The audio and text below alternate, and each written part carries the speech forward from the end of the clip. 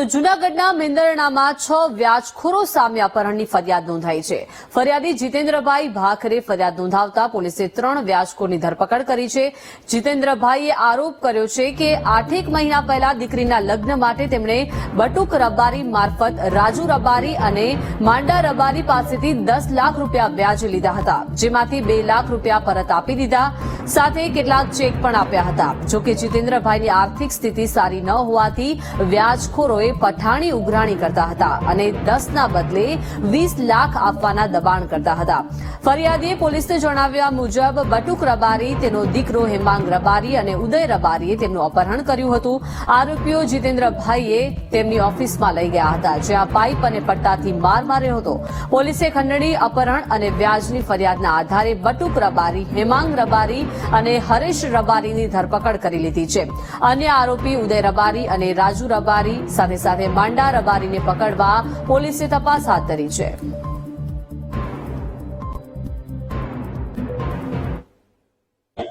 તેમને રાજુ રબારી અને માંડા ઊંડ રબારી તેની પાસેથી 5-5 લાખ રૂપિયા છે 100% વ્યાજે લીધેલા અને આ છે રૂપિયા બટુક રબારી મારફતે લીધેલા।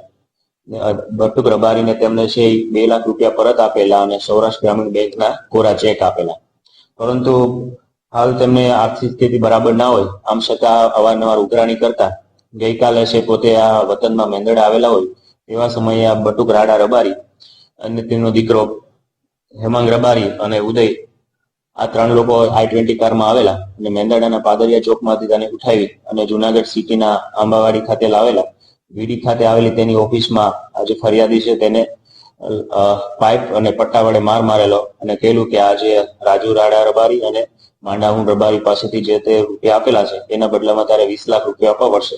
જો 20 લાખ રૂપિયા નહીં આપતો આ બંનેએ કહેલું છે કે તને અહીંથી જવા દેવામાં આવશે નહીં, જેમાં બટુક રાડા રબારી, હેમાંગ રબારી અને હરેશ રબારી આ ત્રણેયને છે રાઉન્ડ અપ કરવામાં આવેલા।